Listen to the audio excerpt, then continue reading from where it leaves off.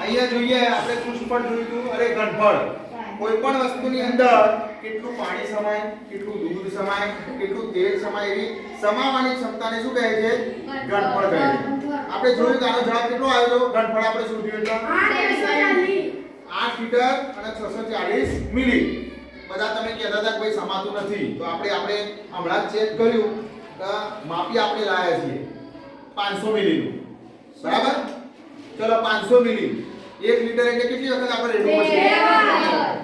તો 8 લિટર હોય તો કેટલી વખત? 16 વખત. અને 640 ઉપર થી પાછા 7 એટલે 16 ને 17 વખત આપણે રેડીશું. અને પછી 640 એટલે ઉપર હોય એટલે 100 ગ્રામ વાળું.